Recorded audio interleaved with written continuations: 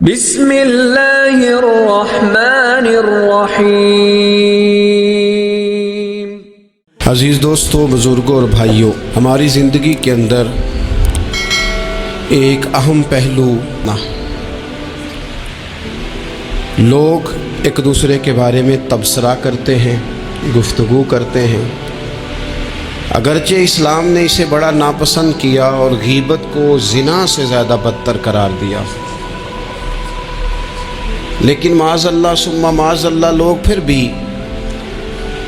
اس اخلاقی کمزوری کا شکار ہو جاتے ہیں اور لوگوں کے بارے میں گفتگو کرتے ہیں۔ پھر لوگوں کی وہ باتیں جب ہم تک پہنچتی ہیں، جس کے بارے میں بات کی جا رہی ہوتی ہے، جب اس تک پہنچتی ہے تو وہ شخص بڑی اذیت کا شکار ہو جاتا ہے۔ وہ ذہنی تکلیف میں بھی آتا ہے، کرب میں بھی مبتلا ہوتا ہے، اور بعض اوقات خدا معاف فرمائے تو بعض لوگوں میں مایوسی بھی پھیل جاتی ہے۔ آپ قرآن مجید فرقان حمید کو دیکھیں تو اللہ تعالیٰ نے قرآن مجید میں فرمایا کہ وَإِذَا قِيلَ لَهُمْ آمِنُوا كَمَا آمَنَ النَّاسُ، جب منافقین سے کہا جائے کہ اس طرح ایمان لاؤ جس طرح کے باقی لوگ ایمان لائے ہیں، یعنی صحابہ کرام، قالوا تو وہ کہتے ہیں انؤمن کما آمن السفہاء، ہم اس طرح ایمان لے آئیں جس طرح معاذ اللہ یہ بیوقوف ایمان لائے، ان کی طرح ایمان لے آئیں۔ الا انہم هم السفہاء، اللہ فرماتے ہیں خبردار ہو جاؤ یہی بیوقوف ہیں، ولکن لا یعلمون، لیکن یہ جانتے نہیں۔ انہیں اس بات کی خبر ان لوگوں کو جو کائنات کے بہترین لوگ ہیں زمین پر، انبیاء کے بعد صحابہ، ان کو لوگوں نے بیوقوف کہہ دیا، باتیں کر دی۔ آپ قرآن مجید دیکھیے سورہ قلم کے اندر اللہ تبارک و تعالی نے اس بات کا بھی جواب ارشاد فرمایا ہے، جب لوگوں نے کہا تھا کہ معاذ اللہ حضور تو مجنون ہیں، تو اللہ نے فرمایا محبوب آپ رب کے فضل سے مجنون نہیں ہیں، بلکہ اللہ نے آپ کو خلق عظیم کا مالک بنایا ہے۔ وَإِنَّكَ لَعَلَىٰ خُلُقٍ عَظِيمٍ، لوگ بات کرتے ہیں اور کر جاتے ہیں اور شوق رکھتے ہیں تبصرہ کرنے کا۔ تو میں نے بہت سارے لوگ ایسے زندگی میں دیکھے ہیں جو لوگوں کی باتوں کی وجہ سے اذیت میں آ گئے، تکلیف کا شکار ہو گئے، اور میں اور آپ تو کسی کھاتے میں نہیں۔ حضرت ابوبکر صدیق رضی اللہ تعالیٰ عنہ جیسے لوگ، افضل البشر بعد الانبیاء بالتحقیق حضرت صدیق اکبر۔ آپ قرآن مجید 30ویں پارے کی تلاوت میں یہ بات دیکھیں گے کہ جب حضرت ابوبکر صدیق نے غریب غلاموں کو خرید کر آزاد کرنا شروع کیا، حضرت بلال حبشی کو، حضرت عامر بن فہیرہ کو اور کچھ غلاموں کو خرید کر آزاد کیا، تو لوگ کہنے لگے کہ یہ بلال نے کبھی کوئی احسان کیا ہوگا ابو بکر پر، تبھی تو خرید کے آزاد کیا ہے، ورنہ کیا ضرورت تھی اتنے پیسے لگانے کی، کوئی تو بات ہوگی۔ اللہ تعالیٰ نے اس کا بھی قرآن مجید میں اعلان فرمایا ابو بکر نے جو کیا ہے رب کی رضا کے لیے کیا ہے۔ تو گفتگو کرنا، بات کرنا، لوگوں کا اتنا یہ خطرناک مزاج ہے، ایک جملہ کہہ کے لوگ سائڈ پہ ہو جاتے ہیں، بندہ بیچارہ ساری رات تڑپتا رہتا ہے، ایک فکرے کا تبصرہ کر کے لوگ کونے میں چھپ جاتے ہیں، اور کسی آدمی کے لیے وہ اسے سولی پہ لٹکا جاتے ہیں، اپنی زبان کے تیروں سے لوگ پریشان کرتے ہیں۔ پہلے تو اللہ سے یہ معافی مانگیں کہ رب اس جرم سے ہمیں محفوظ فرمائے۔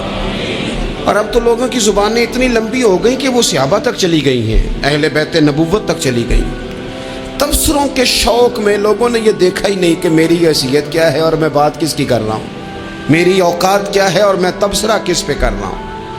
بے باک ہونا اور بات ہے اور بدتمیز ہونا، ان دونوں میں فرق ہوتا ہے۔ تو میرے عزیز، ایک تو اس سے پرہیز کریں، اور پھر دوسرا، اب ہوتا کیا ہے، ہم اس کا نفسیاتی اثر لیتے ہیں، میں اکثر کہتا ہوں سارے لوگ ہی کانوں کے کچے ہوتے ہیں، کچھ تھوڑے زیادہ ہوتے ہیں، کچھ تھوڑے کم ہوتے ہیں، اور بعض لوگ کہتے ہیں اتنے لوگ فلانے بندے کی بات مانتے ہیں۔ تو میں نے کہا دنیا میں تو آج بھی کافر زیادہ ہیں، شیطان کے پیروکار آج بھی، تو زیادہ ہونا کوئی حق کی دلیل ہے ہمیشہ؟ یہ کیا بات ہوئی کہ فلانے کی اتنے لوگ بات مانتے ہیں؟ یہاں تو میں نے یہ دیکھا ہے اس معاشرے میں کہ جھوٹے سے جھوٹا آدمی اس کے بھی فالوور ہوتے ہیں، دغے باز سے دغے باز بندہ اس کے بھی، گویوں کے فالوور، اداکاروں کے فالوور، فلانے کے فالوور. اس کا یہ تو بھائی انسان کا مزاج ہے، ہر بندہ کانوں کا کچا ہے، کوئی تھوڑا زیادہ کچا ہے، کوئی تھوڑا کم کچا ہے. تو باتیں تو ہوگی، لوگ منہ میں زبان رکھتے ہیں تو گفتگو تو کریں گے. اب یہ اثر لینے والے پہ ہے کہ وہ اس کا اثر کس طرح کا لیتا ہے. ہمارے ہاں بڑے بڑے سمجھدار لوگ نفسیاتی ہو جاتے ہیں، بڑی بڑی سمجھدار خواتین نفسیاتی ہو جاتی ہیں. میری ساس باتیں کرتی ہے، میری نند باتیں کرتی ہے، مجھے فلانا باتیں کرتا ہے، مجھے فلانا. بھائی باتیں، جس کے منہ میں زبان ہے اس نے بات تو کرنی ہے. اب آپ نے کیوں یہ دعویٰ کر لیا ہے کہ آپ اتنے اونچے چلے جائیں کہ آپ کو بات ہی کوئی نہ کرے؟ کیا حرج ہے اس میں؟ اگر کوئی آپ کو بات کر دے تو کیا ہے، ہم کسی نے کر لی تو پھر کیا ہوا؟ اس کا اتنا اثر قبول کرنا کہ ساری رات سونا ہی نہ، پریشان ہو جانا. اور بعض لوگ ایسے ہیں جنہیں اتنی باتیں نہیں ہوتی جتنی انہیں ٹینشن ہوتی ہے. یعنی وہ دو بندے کونے میں کھڑے ہیں تو میری ہی بات کر رہے ہیں، اور بھائی تو اتنا اہم نہیں ہے، انہیں کوئی اور کام بھی ہو سکتا ہے، تیری بات ہی انہوں نے کرنی. بلا وجہ لوگ سمجھتے ہیں کہ میں بڑا اہم آدمی ہوں، وہاں بھی مجھ پہ تبصرہ ہو رہا ہے، یہاں بھی ہو رہا ہے. اس پہلو سے باہر آئیں، اس کمپلیکس سے نکل آئیں. ابن حزم کہتے ہیں کہ مصر میں ایک تاجر بڑا کامیاب ہو گیا تھا، بڑا کامیاب تاجر ہو گیا. تو زندگی میں جتنے لوگ بھی کامیاب ہوتے ہیں ان سے حسد ہوتا ہے. اس سے بھی اس کے ارد گرد کے لوگوں نے حسد شروع کیا. اب تاجروں نے پلاننگ کی کہ اسے خراب کیسے کرنا ہے. وہ ایک دن اپنے گھر سے نکلا، سفید کرتا سفید پگڑی باندھ کے باہر. اب 5-6 لوگوں نے پہلے سے منصوبہ بندی کی ہوئی تھی. ایک صاحب اسے ملے، کہنے لگے ماشاءاللہ آج تو سفید کرتے پر سبز امامہ، سبز پگڑی بڑی ہی اچھی لگ رہی ہے. تو وہ ہنس کے کہنے لگا لگتا ہے آپ سو کے اٹھ کے آئے ہیں، پگڑی تو میری سفید ہے. اس نے کہا چلو پگڑی تو سبز ہی ہے، باقی آپ نہیں مانتے تو آپ کی مرضی. وہ آگے بڑھا تو اب کیونکہ پلاننگ تھی تو ایک شخص اور ملا. اس نے کہا کیا بات ہے، سفید کرتے پر آپ کا پیلے رنگ کا امامہ کیا جچتا ہے. اس نے کہا یار کو خدا کا خوف کر. ہنس کے کہا کیا ہو گیا، تیری اینک کا نمبر تو نہیں تبدیل ہونے والا ہوا؟ اور بھائی میں نے تو سفید کرتا اور سفید ہی امامہ باندھا ہے. اب 2-3 لوگوں کی دفعہ تو وہ مسکرایا، لیکن وہ ڈھیر سارے لوگوں نے منصوبہ بندی کی تھی. وہ جب چوتھے کے پاس گیا تو اس نے بھی کہا کہ کیا بات ہے سفید کرتے پر پیلے رنگ کے امامے کی. اس نے کہا پیلا کہاں ہے. اب وہ غصے ہونے لگا. اب وہ چھٹے کے پاس گیا تو اس نے کہا جناب کیا بات ہے سفید کرتا اور کالا امامہ. اب وہ غصے میں اتنا باولا ہوا کہ پہلے ہنسا پھر رویا، پھر اسے سمجھ نہ آئی کہ دکان کا تالا کس چابی سے میں نے کھولنا ہے. بس وہ شام ہوئی تو اس بیچارے کو بچوں نے روڑے مارنے شروع کر دیے. وہ اتنی تکلیف میں آ گیا کہ لوگ اسے پاگل کہنے لگے. کیوں؟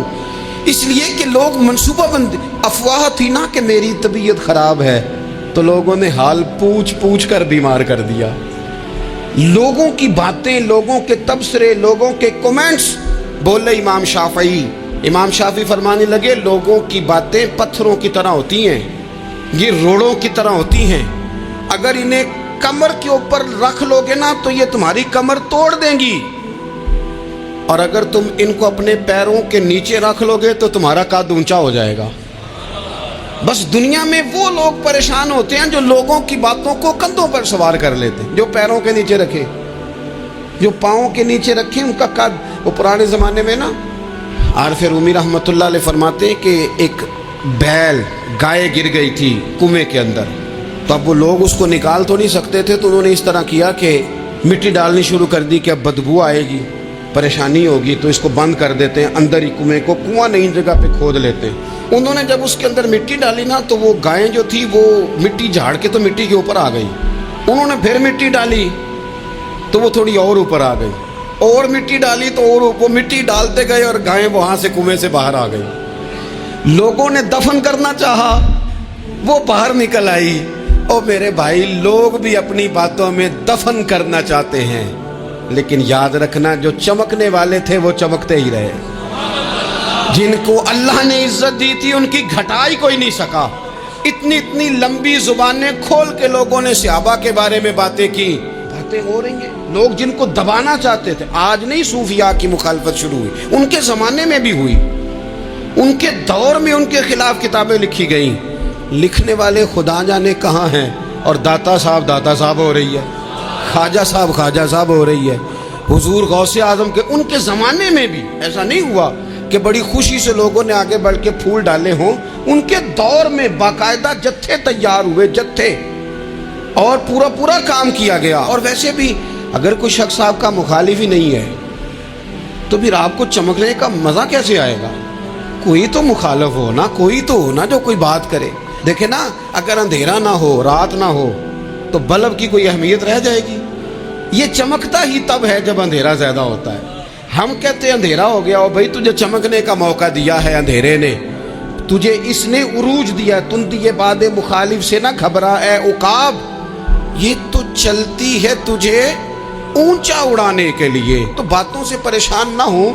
میں نے کہا کہ اگر آپ باتوں کا پہاڑ بنا کے اوپر سوار ہو جائیں گے نا تو قد اونچا کریں گی باتیں۔ جو بندہ ڈسکس ہونے لگ جاتا ہے وہی تو مشہور ہوتا ہے، اسی کی تو بات ہوتی ہے۔ دیکھیں کیا ہوتا تھا بھلا مکے میں، کوئی بندہ باہر سے آتا تو ابو جہل اسے کھڑا کر کے کہتا حضور کے پاس نہ جانا، تو کہتا پتہ تو کروں بھلا نبی پاک کے پاس کیا ہے، پتہ تو کروں بھلا حضور کے پاس کیا ہے۔ تو جن سے تعارف نہیں ہونا تھا وہ بھی تعارف کرا رہے تھے رسول پاک کا۔ تو اس لیے باتوں سے گھبرا جانا۔ ہاں ایک بات ہمیں کتاب و سنت میں ملتی ہے، اس پر ضرور غور کریں، تہمت والی جگہ سے بچیں، تہمت کا موقع نہ دیں۔ مطلب بلا وجہ ہی اپنے لیے بحث کا دروازہ کھولنا یہ درست نہیں ہے۔ اپنے لیے ہم نہ دروازے کھول لیتے ہیں بحث کے، مفت کی بحث ہو رہی ہے، فلانا بھی ڈسکس کر رہا ہے۔ کچھ چیزیں ایسی ہوتی ہیں جو سب کی سمجھ کی نہیں ہوتی، وہ سب کے سامنے ڈسکس کرنا ضروری نہیں ہوتا۔ حضرت سیدنا ابو ہریرہ رضی اللہ تعالیٰ عنہ فرمایا کرتے تھے، مجھے نبی پاک علیہ السلام نے علم کی 2 تھیلیاں دی ہیں، میں نے ایک کھولی ہے تمہارے سامنے، ایک کھولی ہے، دوسری نہیں کھولوں گا، اس لیے کہ ہر بندے کو بات اس کے ظرف کے مطابق کرنی چاہیے۔ تو موقع نہ دیں۔ نبی پاک صلی اللہ علیہ وسلم نے فرمایا، اس بندے نے اپنی، یہ بخاری میں موجود ہے، فرمایا اس نے اپنی عزت اور اپنی جان کو محفوظ کر لیا جو فتنے والی جگہ سے بچ گیا۔ جہاں تہمت لگ سکتی ہے اس جگہ سے بچیں۔ جان بوجھ کے لوگوں کو موقع نہ دیں باتیں کرنے کا، جان بوجھ کے موقع نہ دیں۔ جامع ترمذی کے اندر حدیث موجود ہے، حضرت سیدنا عمر فاروق رضی اللہ تعالیٰ عنہ نے ایک موقع پر اجازت مانگی تھی نبی پاک صلی اللہ علیہ وسلم سے۔ عرض کیا یا رسول اللہ صلی اللہ علیہ وسلم، مجھے آپ اجازت دے دیں، میں عبداللہ بن ابی سلول کی گردن اڑا دوں، یہ منافق بار بار آڑے آتا ہے، بار بار تکلیف دیتا ہے، آپ مجھے اجازت دیں میں اسے قتل کر دوں۔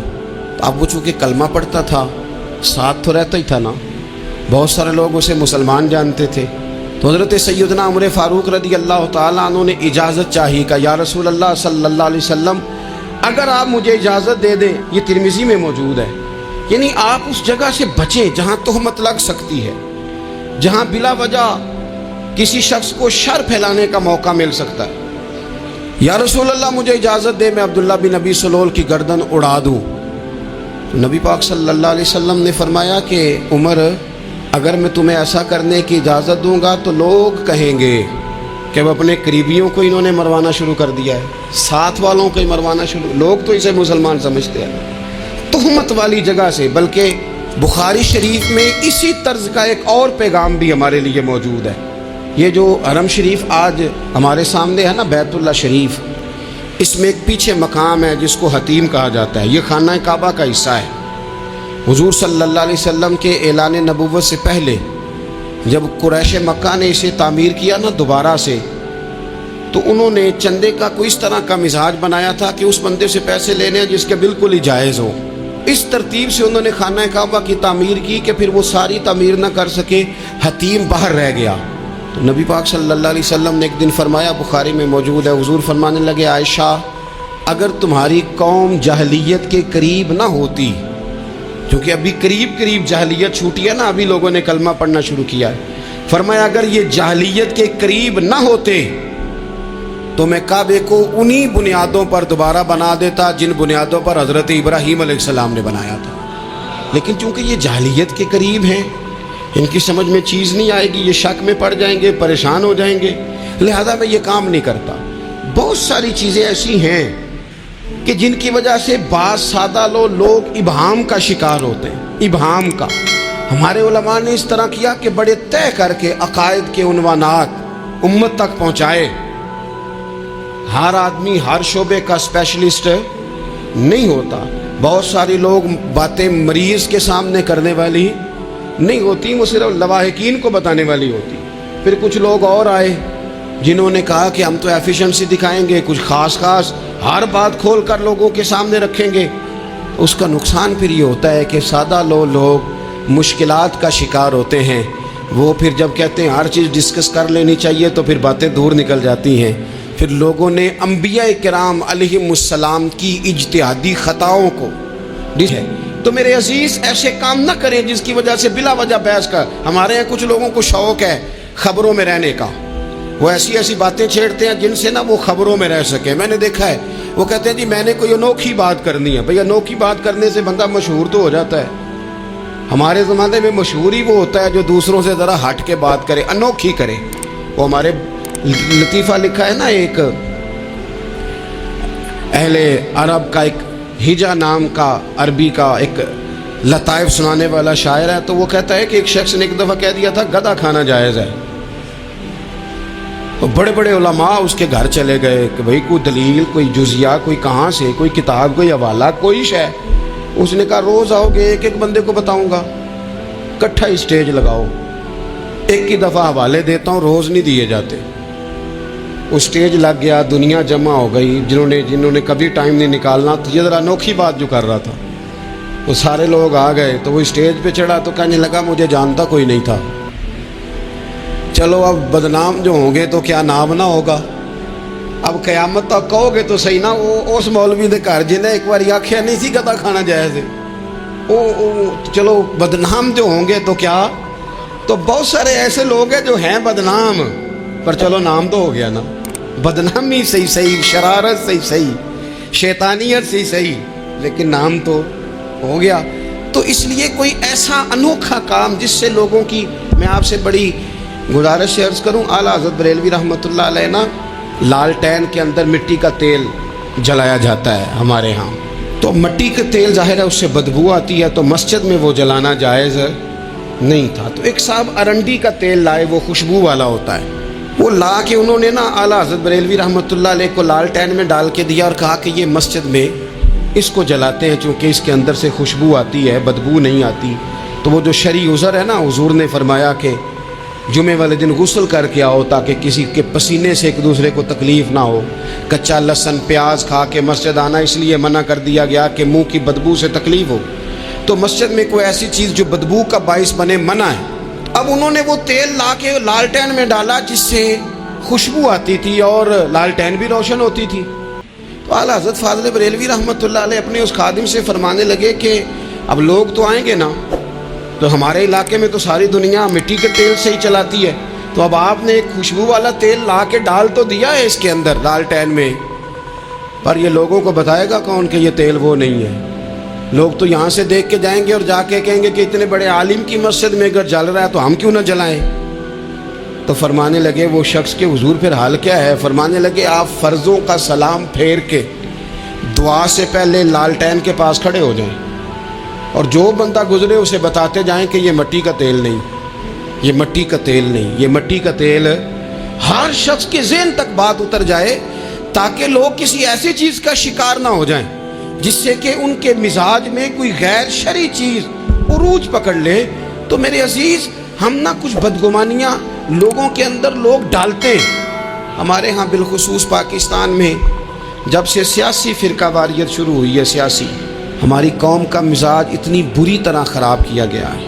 ہمارے نوجوان بچے جو بڑے سنجیدہ پڑھے لکھے، ان کی گفتگو اپنے سیاسی مخالف کے بارے میں اتنی لوز کر دی گئی ہے، اتنی کمزور کر دی گئی، اتنی خوفناک کر دی گئی ہے کہ اس طرح تو کبھی نہیں ہوا تھا. یہ مزاج جو لوگوں کو دیا جا رہا ہے، قومیں اپنے اخلاق کے طور پر زندہ رہتی ہیں. بد اخلاقیاں کبھی بھی انسانوں کو اونچا کر سکتی، پیچھے رہ جاتے ہیں لوگ. تہذیب کسی سوسائٹی کا حسن ہوتا ہے، اور اگر ایک سیاسی مخالف کے لیے آپ کا یہ والا مزاج بن جائے، اپنے سیاسی قد کو اونچا کرنے کے لیے آپ ان چیزوں کا سہارا لیں، یہ درست نہیں ہے.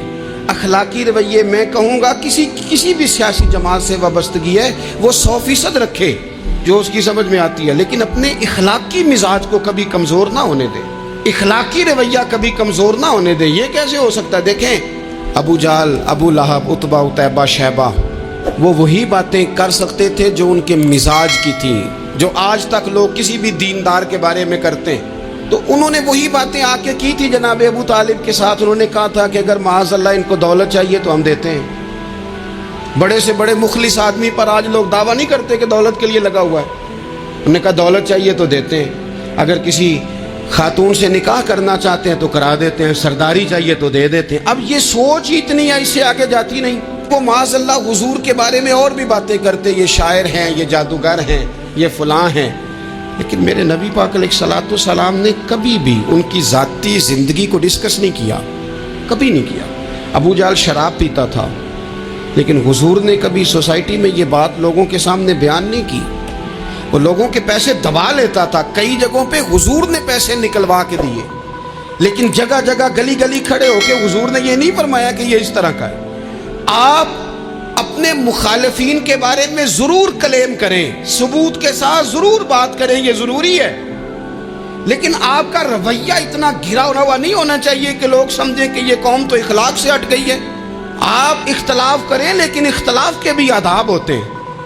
اس ادب کے دائرے کے اندر رہ کے صحابہ کے بیچ بھی رائے کا اختلاف ہو جاتا تھا، ہو جاتا ہے، ہو جایا کرتا ہے۔ حضور اس اختلاف کو قبول کرتے، بھئی ہو جاتا ہے رائے کا اختلاف اپنوں میں، لیکن اس کے اندر انسان توہین پہ اتر آئے، اس کا لہجہ اس طرح کا ہو جائے جس طرح کی بازاری گفتگو کی جاتی ہے، تو محسوس ہوتا ہے کہ یہ تربیت کا فقدان ہے۔ یہ لہجے باوقار لوگوں کے نہیں ہوا کرتے۔ لہجے کو کبھی برا نہ ہونے دیں، انداز کو۔ لوگ آپ کو چھیڑیں گے، اپنی جگہ پہ کھینچ کے لانے کی کوشش کریں گے، بڑا کچھ لوگ کریں گے، لیکن آپ اپنی جگہ سے آپ تبدیل نہیں ہوں گے۔ آپ کہیں گے یار میرا ایک معیار ہے، میری ایک حیثیت ہے، میں اپنی حیثیت چھوڑ سکتا؟ میں اپنی حیثیت نہیں چھوڑ سکتا۔ ہر بندے کو آپ ڈسکس کریں گے، تو تہمت والی جگہ سے ضرور بچیں، بدگمانی سے ضرور بچیں، لیکن ہر شخص کو اس کے معیار کے مطابق ادھر کا جواب دینا یہ باوقار لوگوں کا سٹیٹس نہیں ہوتا۔ وہ کہتے ہیں جا بات کر، جا کے تو کون ہوتا ہے تیری بات کرے، اب ہم ہر شخص کے منہ لگے، یہ کیسے ہو سکتا ہے؟ نبی پاک صلی اللہ علیہ وسلم گزر رہے تھے، صحیح بخاری میں موجود ہے، آپ کی اہلیہ حضرت صفیہ رضی اللہ تعالیٰ عنہ آپ کے ساتھ تھیں۔ رات کا وقت تھا، حضور گزر رہے تھے، تو صحابہ کچھ کھڑے تھے، تو حضور نے ایک کو بلا کے کہا کہ یہ میری بیوی ہے، صفیہ ہیں۔ عرض کرنے لگے حضور مجھے میری ماں روئے، میں کوئی آپ کے بارے میں بدگمانی کرتا؟ تو حضور نے جواب میں کیا کہا؟ محبوب فرمانے لگے جس طرح رگوں میں خون گردش کرتا ہے نا، شیطان بھی اسی طرح ہی گردش کرتا ہے۔ گویا حضور بتا رہے ہیں کسی وقت بھی بدگمانی پیدا کر دیتا ہے۔ میں تمہیں بتا رہا ہوں کہ اپنی اہلیہ کے ساتھ جا رہا ہوں، میری بیوی ہے۔ کوشش کریں کہ آپ اس جگہ سے بچیں جہاں باتیں ہو رہی ہوں۔ اور اس پہلو پہ تیسری گزارش اس عنوان پر یہ ہے کہ اگر کسی کے بارے میں باتیں ہو رہی ہوں تو فٹافٹ اس کا حصہ بننے کی کوشش نہ کریں، بلکہ آپ کے پاس جب تک کوئی شرعی ثبوت نہیں ہے تب تک آپ اس بات کا حصہ نہ بنیں۔ ہمارے ہاں بات ہو رہی ہوتی ہے تو دو چار بندے دوڑ کے نا اپنا بھی حصہ ڈالتے ہیں، بلکہ میں بڑی ذمہ داری سے یہ بات عرض کروں گا، بات لمبی ہوتی تب ہے جب کوئی بندہ درمیان میں کہہ دیتا ہے نا نہیں تجھے تو تھوڑا پتہ ہے، تھوڑا میں بھی کرتا ہوں۔ وہ کئی دفعہ وعدہ معاف گواہ بن جاتا ہے، جا کے دوسروں کو خبر کرتا ہے اس نے یہ کہا ہے، حالانکہ بندہ اس سے پوچھے کہ اگر انہوں نے کہا تھا تو اتنا سجن تھا تو وہاں جواب دے کے کیوں نہیں آیا؟ تجھے چاہیے تھا وہیں جواب دیتا، وہیں جا کے جواب دے دیتا۔ ایک بزرگ کی خدمت میں ایک دفعہ حاضر تھا، ایک بڑے عالم تھے، تو ان کے پاس آ کے ایک شخص نے کہا کہ فلاں آدمی آپ کے بارے میں یہ بات کر رہا تھا، تو وہ ہنس پڑے، فرمانے لگے پھر آپ کہاں تھے؟ کہنے لگے میں وہیں تھا۔ فرمانے لگے میرا اور آپ کا رشتہ کس طرح کا ہے؟ کہنے لگا جی میں تو شاگرد ہوں، ارادت مند ہوں۔ تو فرمانے لگے پھر آپ میرے پاس سوال لے کے آ گئے ہیں، آپ نے وہاں جواب کوئی نہیں دیا۔ فرمانے لگے اب تو میرے سامنے بیٹھ، پہلے اس سوال کا جواب میں تجھے دوں، پہلے تجھے قائل کروں۔ اگر تو قائل ہوتا نا تو پھر تو یہ بات لے کے میرے پاس نہ آتا، پھر تو وہاں تو کلیئر کر آتا، تیرے اندر کجی ہے، تو بات کا حصہ بنا ہے، اور میرے نزدیک اس سے بڑا تو مجرم ہے کہ تو نے بات کو سنا ہے۔ وہ تو کوئی ہے اور تو اپنا تھا، تو نے اپنا ہو کے یہ باتیں سنی۔ تو نے ہاں کی، تو وہاں بیٹھا رہا، تو اپنا تھا. اور حضور نے فرمایا محبت تو بندے کو اندھا بہرا اور گونگا کر دیتی ہے. جو کسے دا عاشق ہوئے ہوتے گل اسے دی کردا ہے، 100 مکر بہانے کر کے او دے ہی مرنے مردا ہے. تو نے سن کیسے لی؟ تیرے کانوں نے گوارا کیا؟ پہلے تو مطمئن ہو نا. تو اگر مطمئن ہوتا تو بات آگے وہیں جواب دے کے آتا. جب تو ہی غیر مطمئن ہے تو میں کسی اور کو کیا جواب دوں؟ تو مدد کریں اپنے بھائی کی اس معاملے میں کہ اگر آپ کلیئر ہیں تو پھر آپ اسے وہیں کلیئر کریں. کہیں یار میری بات سن، یہاں تک تو بات ٹھیک ہے، اس بات کا میں گواہ ہوں، یہ ہو سکتی نہیں. اور نبی پاک کا یہ طریقہ ہے. مسند امام احمد بن حنبل میں حدیث موجود ہے. حضرت عبداللہ ابن مسعود رضی اللہ تعالیٰ عنہ، کمال آدمی حضرت عبداللہ ابن مسعود. حضور نے فرمایا عبداللہ ابن مسعود سے قرآن سیکھا کرو، یہ اسی طرح پڑھتے ہیں جس طرح میرے اوپر نازل ہوا تھا. حضرت عبداللہ ابن مسعود کو نبی پاک علیہ السلام نے فرمایا درخت پہ چڑھ کے ذرا میرے لیے مسواک تو اتار دو. حضرت عبداللہ ابن مسعود کی پنڈلیاں پتلی پتلی تھی، ٹانگیں پتلی تھی. وہ درخت پہ چڑھے، ہوا چلی تو کپڑا تھوڑا ہٹ گیا تو بعض لوگ ان کی پتلی پنڈلیوں کا مذاق اڑانے لگے. معاذ اللہ، دیکھو کیسی باریک باریک پنڈلیاں ہیں، کیا انداز ہے. اب حضور بیٹھے ہیں نا، تو انہوں نے جو بات کی تھی وہ بات بھی درست تھی، پنڈلیاں واقعی پتلی تھیں. اور کوئی بھی اس انداز میں دیکھتا تو شاید مسکراتا. جب انہوں نے کہا نا دیکھو پتلی پنڈلیاں، تو حضور نے ہمارے لیے طریقہ کیا چھوڑا، ہمارے لیے سیرت کیا چھوڑی. حضور سید عالم فوراً ارشاد فرمانے لگے، نبی پاک فرمانے لگے چپ کرو، تم میرے عبداللہ کی پنڈلیوں کو پتلا پتلا کہہ رہے ہو نا. قیامت کے دن جب میزان لگے گا اور ان پنڈلیوں کا تمہیں وزن پتہ چلے گا، پھر پتہ چلے گا میرے عبداللہ کی شان کیا ہے. یہ بڑی وزنی پنڈلیاں ہوں گی، جب ان کا میزان پر وزن تلے تو آپ دفاع کریں. نبی پاک صلی اللہ علیہ وسلم نے فرمایا اگر کسی جگہ تیرے بھائی کی عزت پر حملہ ہو رہا تھا اور تو بچانے پر قادر تھا اور تو نے اس کی عزت سے اس شر کو روک دیا، کہا نہیں یار ایسی بات نہیں ہے، تم غلط کہہ رہے. فرمایا اگر تم کسی کی عزت کا دفاع کرو گے تو فرمایا جہاں تمہاری عزت خراب کی جا رہی ہوگی رب وہاں تمہاری عزت کا دفاع فرمائے گا، اللہ تمہاری عزت کا محافظ بن جائے گا. لیکن ہم کیا کرتے ہیں، ہم لوگ باتیں کر رہے ہوتے ہیں تو ہم ان باتوں میں ایک بات اور شامل کرتے ہیں، ہم ان باتوں میں ایک بات اور شامل کر لیتے ہیں اور انداز اختیار کر لیتے ہیں، اور جو آپ کے حق میں ہے اس نے مخالف نہیں ہونا، اور جو مخالف ہے اس نے کبھی حق میں. چھوڑیں آپ کس کو قائل کر رہے ہیں، جس کی سمجھ میں آتی ہے وہ قبول کرے، نہیں آتی تو دروازہ کھلا ہے، کہیں اور تشریف لے جائے. ہمارا یہ مزاج بن گیا کہ بلا وجہ کی وضاحتیں بھی بندے کو کمزور کرتی ہیں. بلا وجہ ہم کمزور پڑ جاتے ہیں. تھوڑے بے نیاز ہو جائیں، چھوڑیں کچھ بے نیاز بنے، طبیعت کوئی بے نیاز.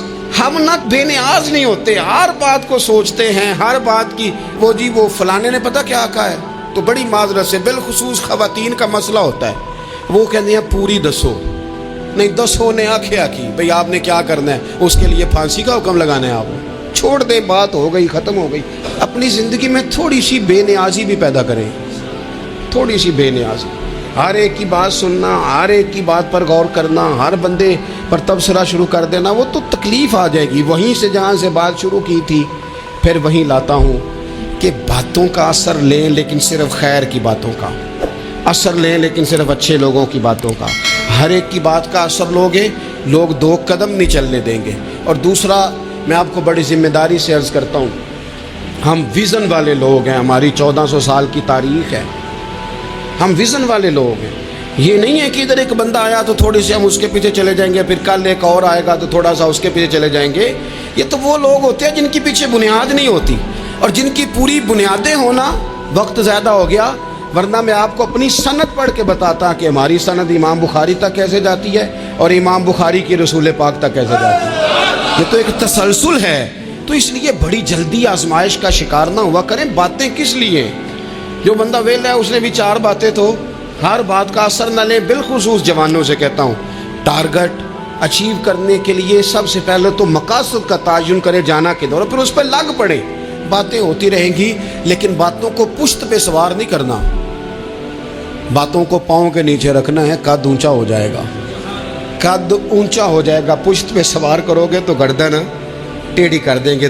آپ بس بڑھتے جائیں. گھوڑا جب دوڑتا ہے نا، دوڑتا ہے تو اس کے پیروں کو جھاڑیاں لگتی ہیں، لیکن اگر دوڑتا رہے تو کوئی جھاڑی کہیں رہ جاتی ہے، کوئی کہیں رہ جاتی ہے۔ باقی مخلوق کرتی ہے باتیں، وہ کرتی رہے گی، آپ آگے بڑھیں، سفر کرتے رہیں، سفر بہت سارے باتیں کرنے والے وہیں رہ جاتے ہیں اور کام کرنے والے کہیں کے کہیں پہنچ جاتے ہیں۔ باتیں کرنے والوں میں سے نہ ہوں، کام کرنے والوں میں سے ہوں۔ اللہ توفیق عطا فرمائے۔ آخر دعوانا